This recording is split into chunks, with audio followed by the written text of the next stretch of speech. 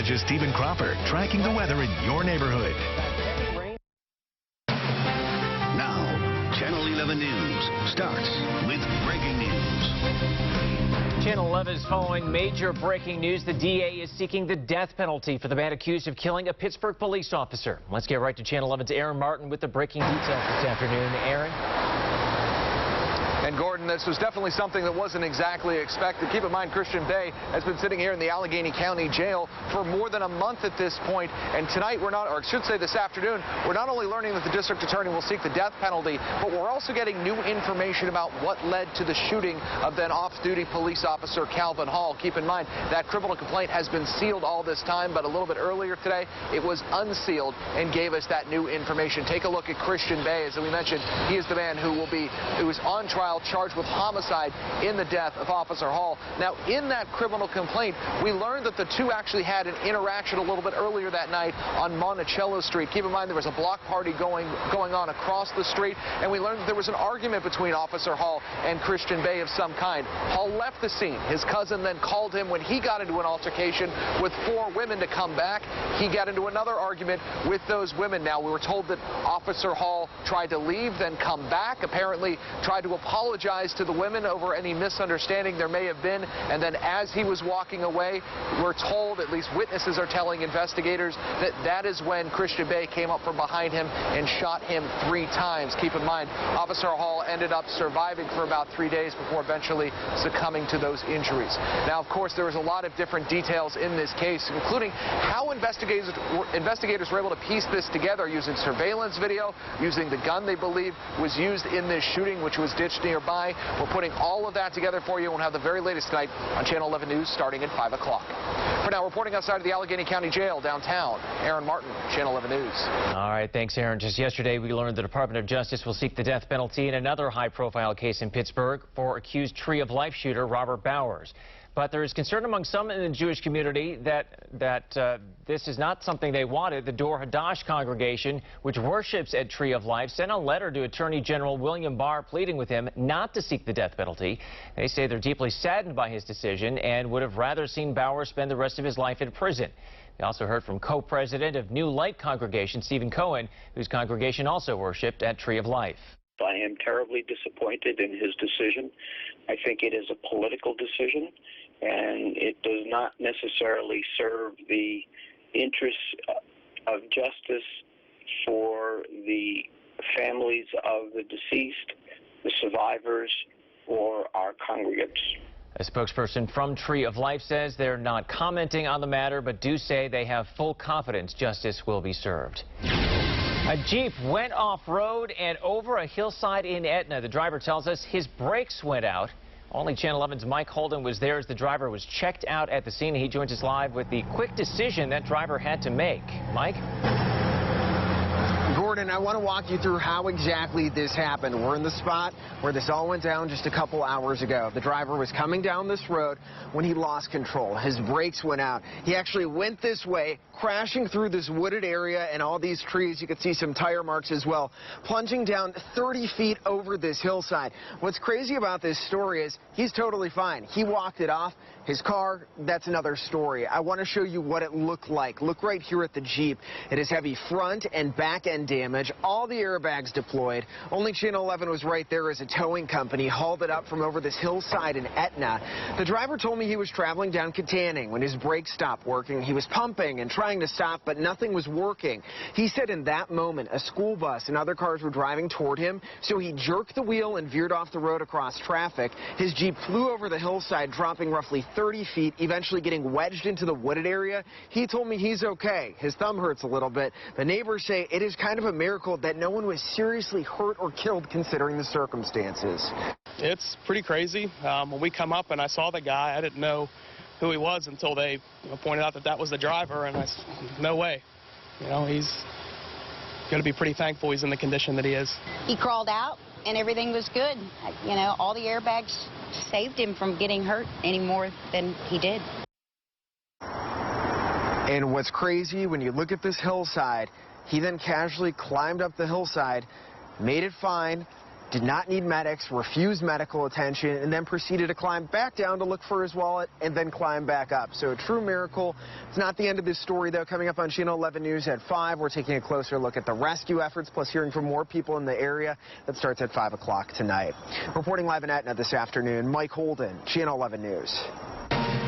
Showers pushed through this morning, now overcast skies, and we could see storms late tonight. Meteorologist Danielle Dozier is tracking the timing in Severe Weather Center 11. It was a wet one out there this morning. We have a few showers lingering on and really some drizzle. If you've been outside, you know that's that really fine precipitation. Let me show you the visibility. Right now it is much improved in Pittsburgh with just 10 miles and 3-mile visibility in Indiana. So we still have a few visibility issues out there. Storm Tracker Doppler 11 radar, the rain for the most part has pushed off to the east in the mountains. That's where that green color is you see around the Breezewood area. But here, at times, you're going to notice a little bit of drizzle, I think, throughout the afternoon. Temperatures are in the upper 60s to near 70 degrees, so it's cool. And that's because of the cloud cover, of course, hanging around. Those clouds do stick around for the day today. Here's a look at our running forecast this evening. It's going to be a little damp in spots because of the wet roads, and we will keep that chance for some showers in the forecast through 7, 8, and even 9 o'clock, I think. We do have that chance for a few thunderstorms as well. I'm going to let you know when the best timing is for thunderstorms, and I'm updating the rainfall forecast as well. We have a lot to get to, Gordon. We'll talk about that coming up in just a few minutes. All right, thanks, Danielle. There is increased security in the Moon Area School District today after a weapon was found near the high school. The district said, quote, a security guard saw 2 young men walking near the high school, and one looked like he had a weapon. Both were arrested, and one was carrying a BB gun. For the rest of the week, the school is increasing patrols by adding more police to the secondary campus. Happening now, police need your help finding this man. Whitehall police say he swiped a woman's purse from behind the counter at a bowling alley. It happened at Princess Lanes in Castee Village. Investigators say they've gotten a few good leads, but they're hoping for more. New at noon in the past hour, we learned a Pittsburgh fire station will shut down for repairs. Fire Station 8 on North Euclid in East Liberty is set to close Thursday. The city says there are some structural issues that need to be fixed. Firefighters and trucks will be moved to other stations while that work is done. Another truck will be added in Station 7 in Stanton Heights to handle all of the calls. No timeline at this point on how long those repairs will take. Breaking news at noon, 4 Florida nursing home workers have been charged with aggravated manslaughter after 12 patients died. Channel 11 told you about the heat-related deaths back in 2017 when Hurricane Irma knocked out air conditioning at the facility. 3 nurses and an administrator have been charged. Police say they expect more arrests.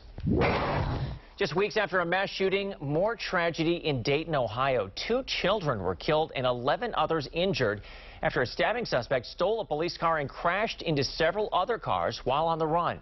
NBC's Ron Mott has more on the heartbreaking story. Police say the incident began when a suspect stabbed a woman inside a home. Soon after, police in Riverside, about 4 miles northeast of Dayton, received a 911 call of a car accident involving a single vehicle that crashed into a tree. The driver of that vehicle had exited the vehicle and was somewhere on foot. Police say that man, the same suspect involved in the stabbing, then entered a police car that arrived on the scene of the crash and stole it, driving into downtown Dayton at a high rate of speed. He just ran into me. The suspect causing a multiple vehicle crash. We got 2 vehicles. We got pretty substantial injury. This was a tragic incident. It occurred in a very short time frame. There were at least 7 children removed from the scene. This incident comes just weeks after a mass shooting that left 9 dead in Dayton, while hundreds of residents are still trying to recover from a devastating tornado back on Memorial Day, the city that has already seen so much tragedy. Police say the suspect also was transported to the hospital and is also said to be talking to investigators. Ron Mott, NBC News, Chicago. New at noon, rapper Meek Mill has pleaded guilty to a misdemeanor gun charge in Philadelphia. Channel 11 told you when his gun and drug conviction was overturned last month, a judge decided he wouldn't spend any more time behind bars since he already served 2 years in prison over the case. Shocking claims this morning in Happy Valley. Penn State's football coach is accused of pressuring a team doctor to clear injured players so they can return to the field. Dr. Scott Lynch says that he was fired after complaining to school officials, and he's now suing the university, the athletic director, and coach James Franklin. Penn State Health issued a statement rejecting Dr. Lynch's claims. Actress Lori Loughlin will be back in court in a few hours on charges related to the college admissions scam. The hearing is meant to address a potential conflict of interest with the couple's lawyers. They want to be jointly represented by the same law firm. Prosecutors say they paid $500,000 to a fake charity to get their 2 daughters into the University of Southern California. They both pleaded not guilty. Johnson & Johnson vows to appeal a massive opioid ruling against the company. Jacqueline Fell is in Washington with why this could be just the beginning of court troubles for the pharmaceutical giant. An Oklahoma judge ruled that Johnson & Johnson had intentionally played down the dangers and oversold the benefits of opioids. The judge ordered the company to pay $572 million to help address the drug crisis in Oklahoma. The ruling covers 1 year of costs under the state's plan to combat the crisis, but it was far short of the $17 billion Oklahoma had sought.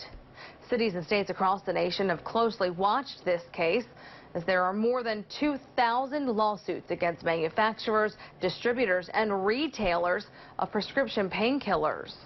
The Oklahoma judge setting a precedent that could foreshadow outcomes in the cases to come. Defendants caused an opioid crisis that is evidenced by increased rates of addiction, overdose deaths, and neonatal abstinence syndrome in Oklahoma. Johnson & Johnson called the judge's ruling flawed and says the company did not cause the opioid crisis in Oklahoma or anywhere in the country. In Washington, Jacqueline Fell, Channel 11 News. And more details now. In May, Pennsylvania's Attorney General filed a lawsuit against Purdue Pharma, the maker of OxyContin. The state health department says more than 4,200 people died of overdoses involving any drug last year. That is down from nearly 5,600 in 2017.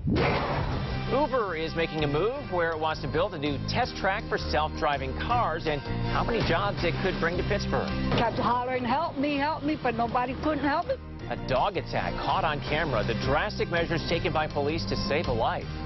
And a warning for anyone who uses a voice assistant to look up phone numbers, how it could send you right to a scammer's phone. And I'm tracking pockets of heavy rain moving in tonight. I've got your hour-by-hour forecast coming up next. You're streaming WPXI now, your source for original local shows. Complete the most popular home improvement projects, including the kitchen sink, yourself. Watch Ron Hazelton's House Calls, weekdays at 8:30 a.m. on WPXI.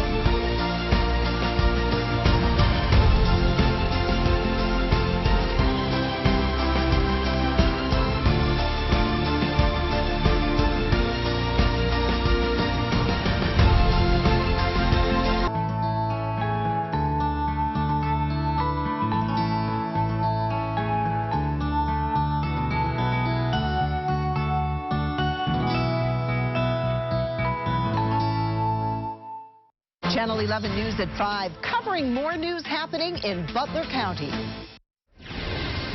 Uber has been testing self-driving cars in Pittsburgh streets for years. Now it wants to take it off-road on a new testing track. They have their eye on one location, but more are in the running. Channel 11's Lori Hoy has more on how many jobs it could bring to the area.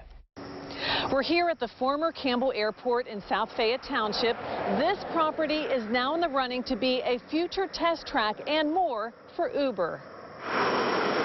This site is a 400-acre property on Millers Run Road in South Fayette Township. It's the former Campbell Airport.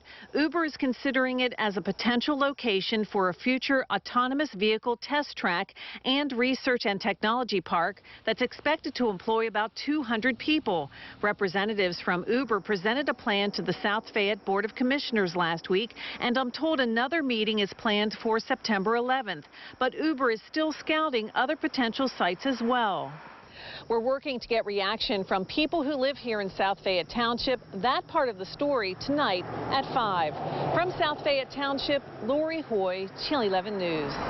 We're hearing from the owner of a food truck that went up in flames on the Parkway East. That food truck caught fire on the Parkway East inbound Friday afternoon. Jordan Robard says his driver reacted the right way by removing the trailer from the truck and trying to get the fire extinguisher. He also got lucky with the propane tank, which was nearly empty. He was on his way to the place we go to refill the propane, so there was probably only a gallon or less in there.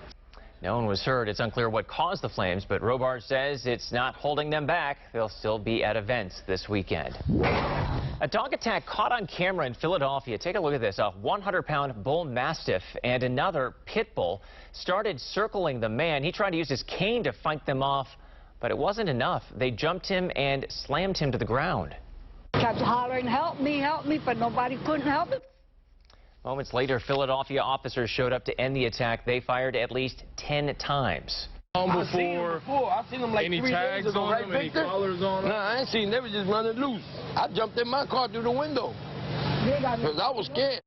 Yeah, scary stuff. The man was rushed to the hospital in critical condition. Animal experts say if you see dogs on the loose, don't make eye contact. Put something between you and the dog and do not chase it. The beginning of a new school year is here, and so is football season. But despite all the excitement, the number of kids playing football is down, and the fear of concussions is the major reason why. Ryan Cody has more on the concerns and how doctors are trying to keep kids safe.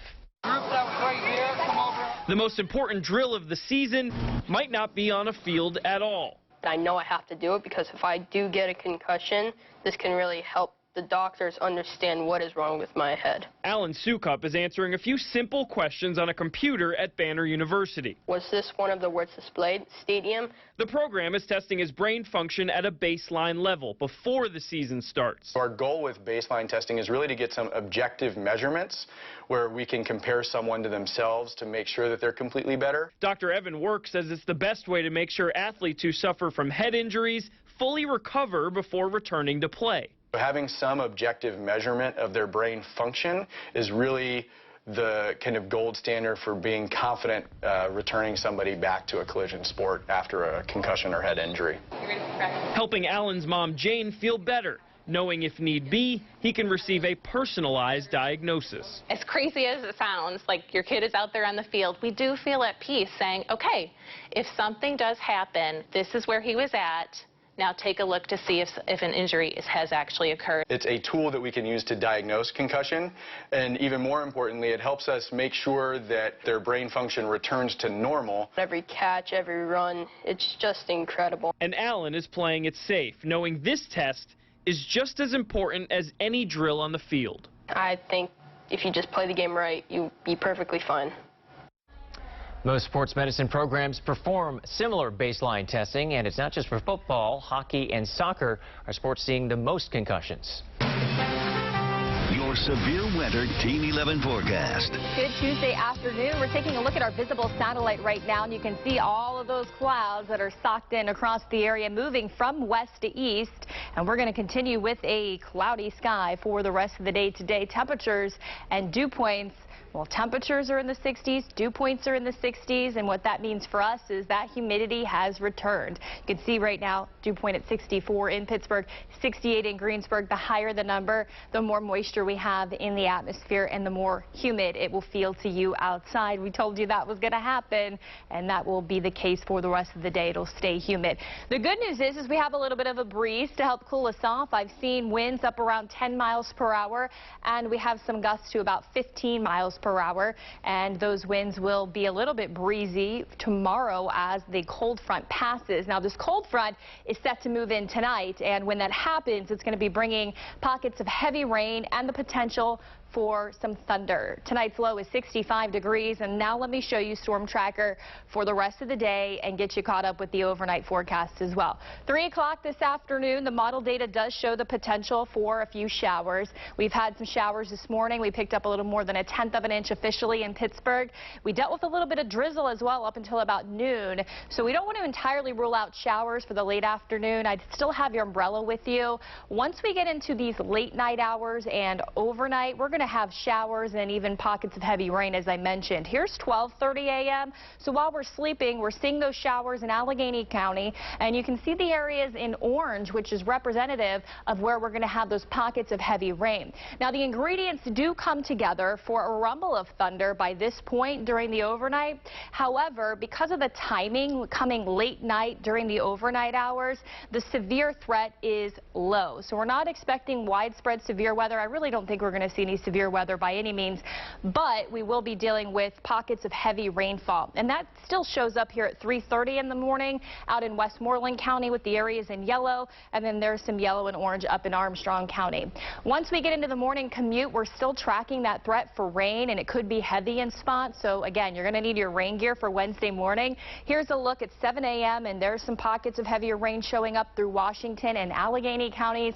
That will continue east through the morning. Here's 9 a.m. Pockets of heavy rain still showing up from Fayette into Westmoreland County. Once we get into the afternoon, it looks like the majority of the wet weather has passed our area, and we'll look for gradual clearing from west to east across the area. So that's what it's looking like in terms of the timing. Now, rainfall forecast, I took the amounts off specifically because I wanted to show you the colors and the legend here. So when you start seeing these blues and these greens, that's where we could get in on 1/2 an inch of rain. You start seeing these greens and into the yellows, that's 1 to 2 inches of rain. So all the way through Wednesday, we're looking at some pockets of locally heavy rainfall. So I don't want you guys to be surprised if you see some ponding on the roadway by Wednesday morning.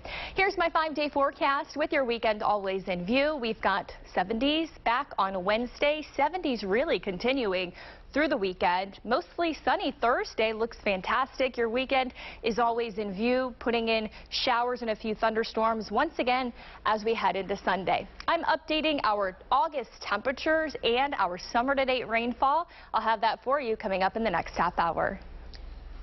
The plant-based craze has reached KFC. The company is partnering with Beyond Meat to test plant-based chicken products. Vegetarian chicken nuggets and boneless wings are available at an Atlanta location starting today. And depending on customer feedback, KFC could expand the products nationwide in the coming months. A lot of schools in our area are back in session this week, but parents might want to think about taking a class on social media. The cyberbullying signs you should be looking out for. At a Pittsburgh home tagged with a hateful message. The reason police are looking into if this is connected to another crime nearby.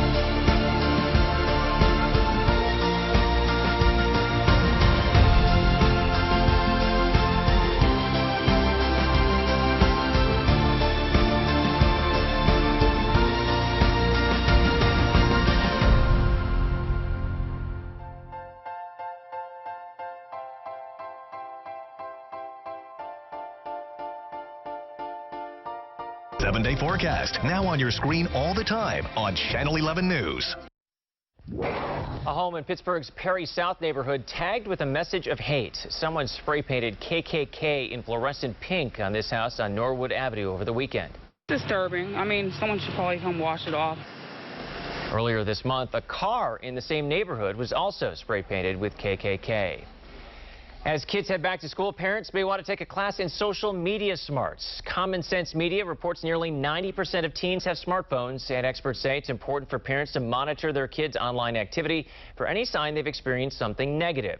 Studies show a majority of tweens and teens experience cyberbullying. You may have a bad couple of days and not feel well as a teenager, but you should bounce back. And it's really when it becomes sustained, when there's weeks where you're just seeing irritable and down and socially isolating. And it's never too early to speak with your kids about their media use. According to Common Sense Media, more than half of kids have some type of social media account by the age of 12. One of our top priorities in the district is the safety of our staff and students. New numbers show violence is up in the largest school district in our area. 11 investigates why it's on the rise.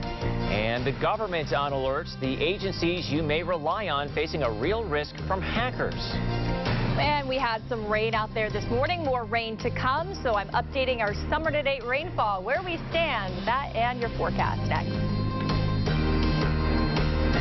Severe Weather Team 11 on Channel 11 News now brings you the 7-day forecast on your screen all the time. During all of our weather reports, you'll see the forecast for the next 7 days on your screen. With nearly 70 years of forecasting Pittsburgh weather, Beginning of a warming trend. No one has more weather knowledge than Severe Weather Team 11. Just in time for the morning. And now you don't have to wait for the 7-day forecast. Westmoreland County. Watch Severe Weather Team 11's 7-day forecast on Channel 11 News every day.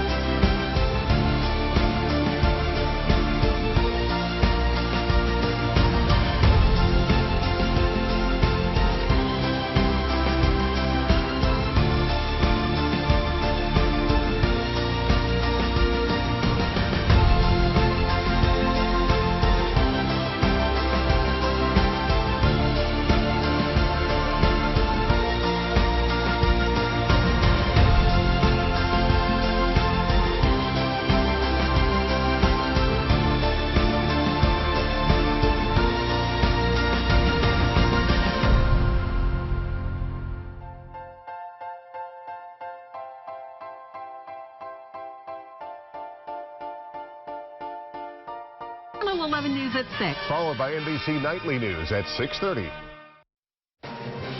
showers pushed through this morning. Now overcast skies, and we could see more rain later today. Meteorologist Danielle Dozier has more in her Severe Weather Team 11 forecast.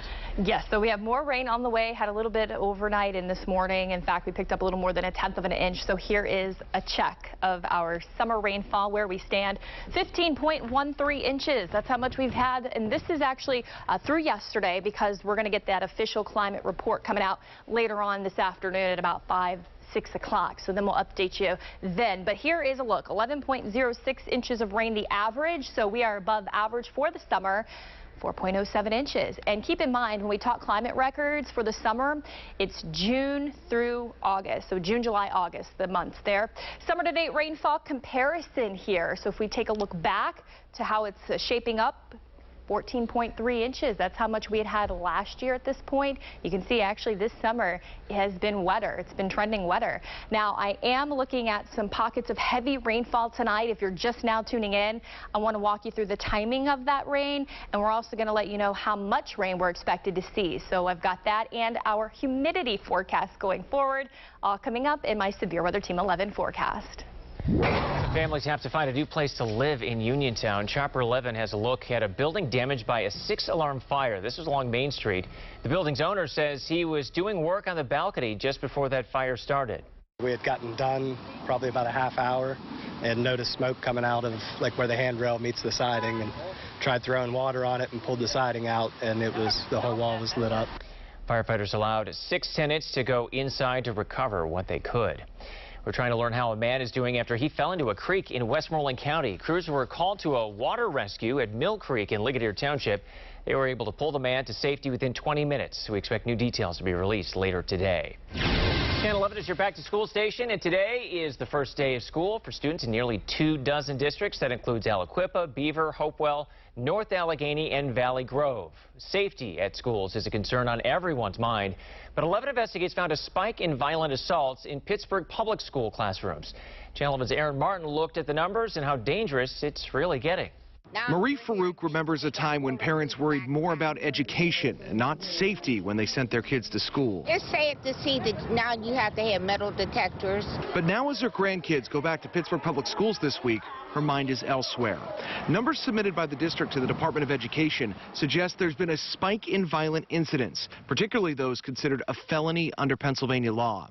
Digging through PA's Safe Schools database, 11 Investigates found Pittsburgh reported 126 aggravated assaults against students during the 2017-2018 school year. 15 times higher than the 8 reported the previous year. There was also a spike in aggravated assaults against staff members, with the district reporting 80 incidents in 2017-2018 compared to 32 the previous year. One of our top priorities in the district is the safety of our staff and students. We took those numbers to David May Stein, the chief of school performance at Pittsburgh Public Schools. He says the district's reporting has improved, which he believes accounts for the spike. In the end, remaining an aggravated assault is very, very rare if it ever happens. But when incidents happen between students and staff, we follow the code and code things as we're directed to do. But Pittsburgh Federation of Teachers President Nina Esposito-Viscaitis believes the numbers are disturbing. Well, we have talked to the superintendent. I meet with him regularly. Our executive board has talked to him about this. I'm going to take those numbers you've given me directly to him, and we're going to keep talking about that. Reporting in Oakland, Aaron Martin, Channel 11 News. Data from this last school year has not been finalized just yet. To see more on violent incidents in the classroom, you can click on this story on our website, WPXI.com. A big decision is expected today. Allegheny County Council plans to vote on creating an independent police review board. Conversations intensified over the need for more police oversight several months ago. The shooting death of Antoine Rose Jr. sparked the push for more accountability and community policing. Rose's mother, Michelle Kenny, has been a big advocate for this board. She told our trip partners there is a true need for residents to have a voice. The legislation was first introduced by council members back in December. If the vote passes, the board would be made up of 9 unpaid members with various backgrounds. The civilian oversight of law enforcement movement in this country is evolving and expanding. Recognizing that oversight is not about bad cops, but about good government. That vote is expected tonight at 5 o'clock. If you have the Channel 11 News app and live in Allegheny County, we'll send you an alert on your phone when that decision is made. A former Westmoreland County police officer is in trouble. First, he was accused of drinking on duty, and now police say he tried to intimidate the person who reported him for it. Police say Trevor Eli was working for South Greensburg Police back in July when he waved a vehicle off the side of the road. In the criminal complaint, police say he blocked the car in and yelled at the woman inside, yelling at the women inside, telling them to kill themselves. One of those women was allegedly the one who told police Eli was drunk on duty a month before. After a slow start, experts say hurricane season will pick up in the next few weeks, and that's why the American Red Cross is beefing up their toolkit by using technology. Reporter Nadia Romero went to a Red Cross facility in Fairfax, Virginia to find out how they're staying ahead of the storms. Hurricane Michael killed 59 people in the U.S. last year. During disasters like this, seconds matter. Emergency response teams need to act quickly, and technology helps them. Red Cross Disaster Operations Vice President Brad Kaiserman says the organization is moving away from making gut decisions on how to spread resources. We understood following Katrina and Sandy the importance of leveraging technologies that were evolving but hadn't necessarily been applied to emergency management and response.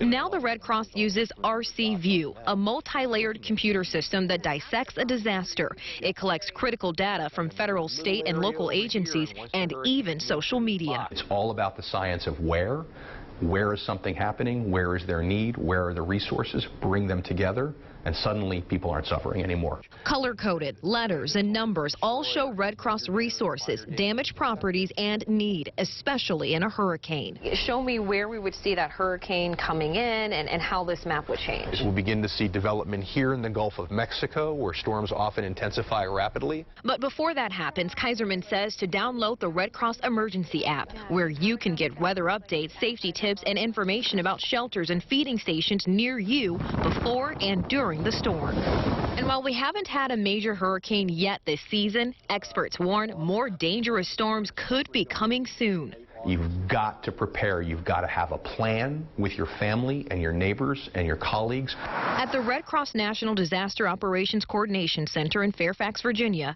I'm Nadia Romero. Hackers are getting bolder, going after government agencies. Here are some of the ones most at risk. Health and Human Services, the Department of Energy, and the Smithsonian are the most vulnerable. In 2018, the federal government was hacked 31,000 times. More than a quarter of all attacks were phishing scams, so employees were clicking on emails they shouldn't have. And it's not just the federal government. In May, we told you when malware shut down the city of Washington's communication system. Officials have not yet said if they paid the ransom to get things working again. It looked like a shooter was on the run at a VA facility, but it was fake, just a drill. The reason workers were still shaken by this.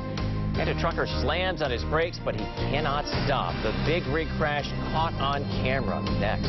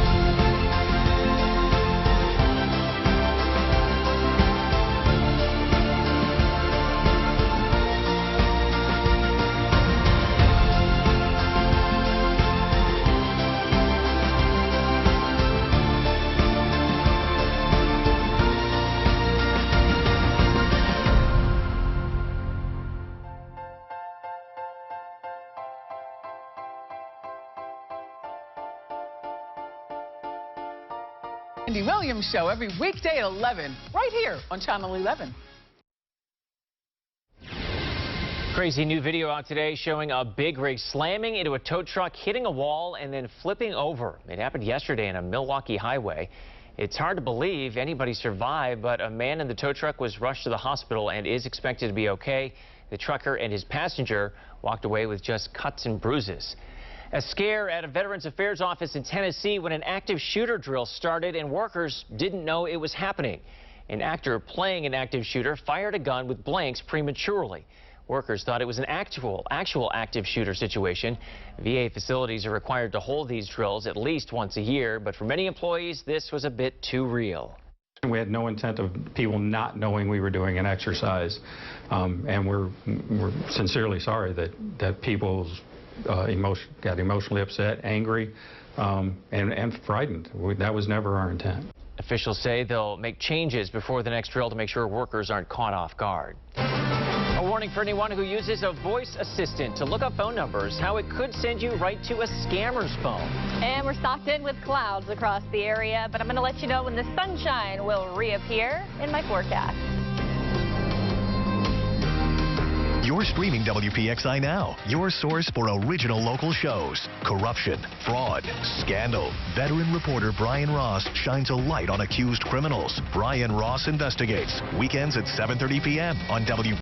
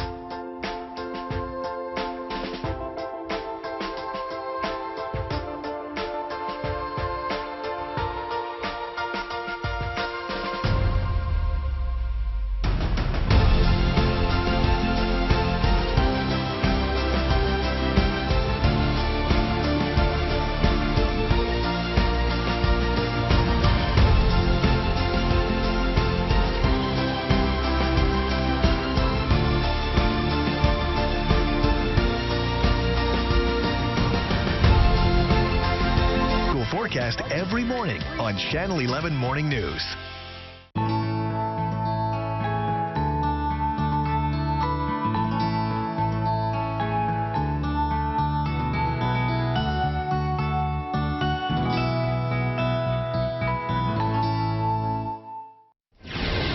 Instagram is taking another shot at Snapchat, developing a new messaging app called Threads. It invites people to automatically share their location with friends along with text, photo, and video messages.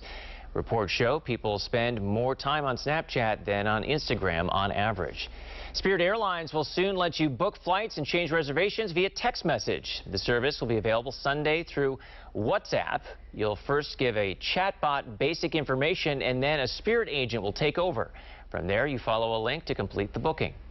If you use a voice assistant to search for phone numbers, consumer advisor Clark Howard has a warning for you. Fraudsters are using those searches to steal your personal information. Clark explains how to protect yourself. I have a special warning for you. When you think about how we get a number for a company, we often will go to our iPhone or our Android, or we'll go to an Amazon Echo speaker and we'll ask for the contact information for an organization. And in many cases, the devices will actually dial the number for you. But I need to tell you about a special warning from the BBB and other places as well, that you need to be extra cautious asking any of these personal assistants for a phone number for a company's customer no service. Because more and more often, what will come up is actually not that company's number, but a scammer's number who will pretend to be that organization in order to get personal information from you, a credit card number from you, or anything else they can use to cause havoc in your life. Actually take the time to manually check the phone number for an organization. The best place to check when you're looking for customer service is to look at a bill from an organization that has the number on it. I'm Clark Howard. You can see more from Clark Howard on our streaming app. Just search for WPXI on Roku, Amazon Fire, and Apple TV. Your severe weather Team 11 forecast. Well, let's take a look at the temperatures and how they have fared so far this August. We only have a couple of days left. It's almost September.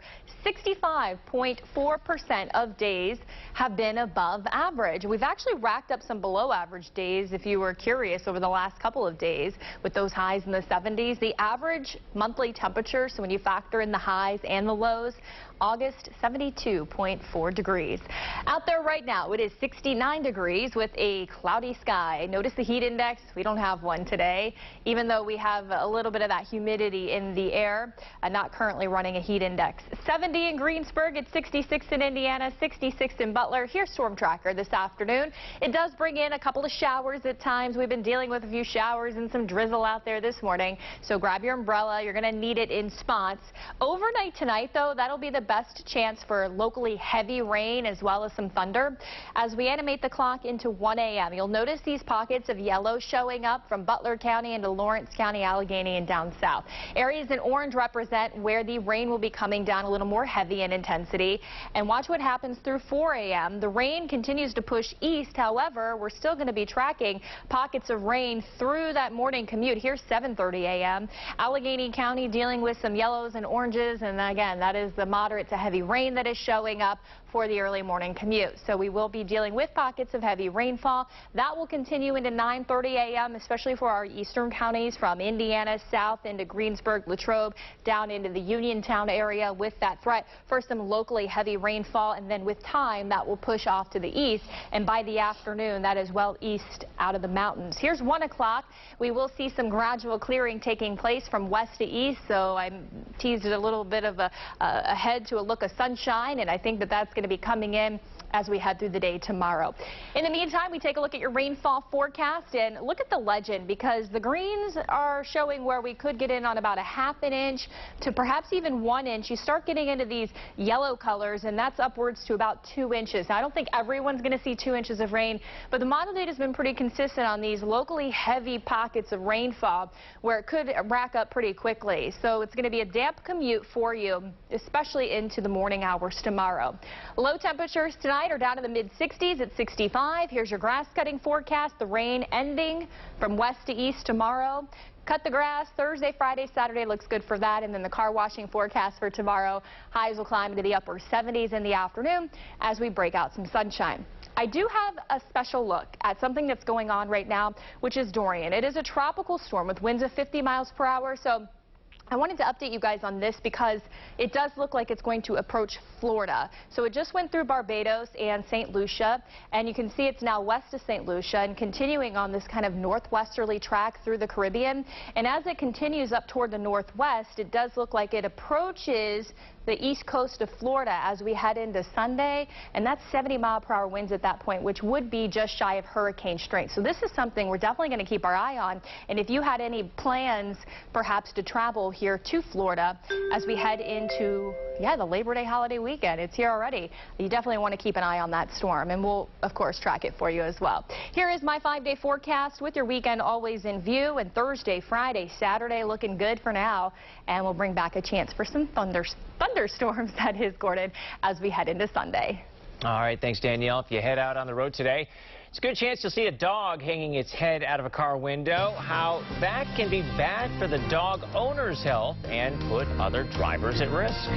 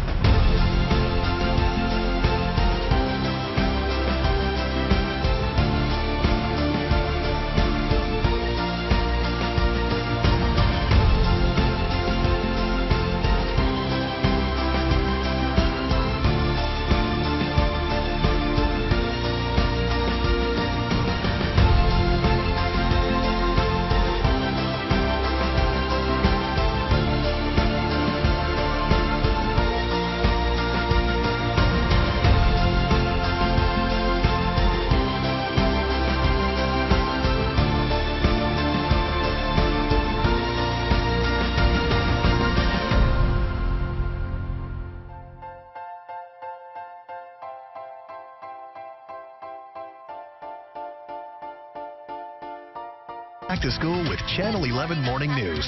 Have a great year. Do you let your dog hang their head out the car window? Well, a new study suggests it may be bad for your health. Researchers say drivers' heart rates were higher when dogs were allowed to roam free in a car. Add to that, the risk of getting in an accident was more than doubled. An Oklahoma middle school teacher is giving her students a valuable lesson to kick off the school year. She asked her students to write down some of the things they were struggling with in their lives and then leave it in a bag at the door. She read some of their anonymous notes aloud. That way students knew what their classmates were dealing with, things like abuse, divorce, and drugs. Leave it at the door means, like, don't let that past define you. Let it, it happen. It makes you who you are, but don't dwell on it forever and ever and ever. You got to move past it. A post about the activity has gotten thousands of shares on social media, but the teacher says the important thing is that her kids learned not to judge others because you never know what someone else is going through. That's going to do it for Channel 11 News at noon. Our next newscast is tonight at 5. You can get breaking news updates anytime on our streaming apps. Just search WPXI on Apple TV, Roku, or Amazon Fire. Thanks for watching. Have a great day.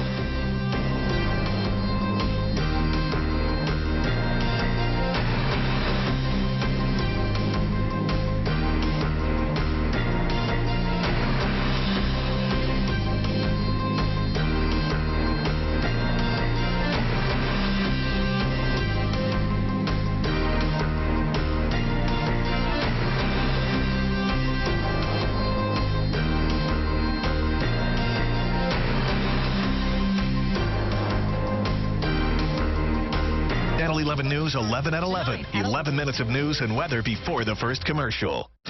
This is Take 5, highlighting Western Pennsylvania's most innovative and successful businesses.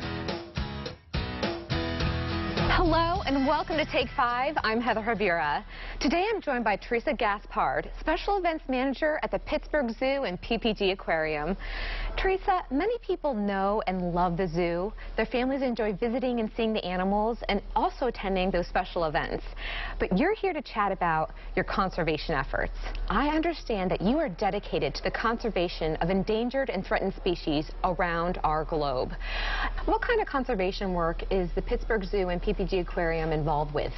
We're involved in every facet of conservation, from directed species and habitat efforts to sustainable practices in our everyday operations at the zoo. We currently have 93 conservation projects which we lead, participate in, or fund in 38 countries across all 7 continents and in all 5 oceans. Wow. We have a partnership with PPG to administer the PPG Conservation and Sustainability Fund, which this year supported 20 projects, from rediscovering and breeding the alligator lizard in Guatemala, which is an arboreal lizard that was thought to be extinct, to putting tracking collars on elephants in Africa to help manage the human-elephant conflict that is occurring there.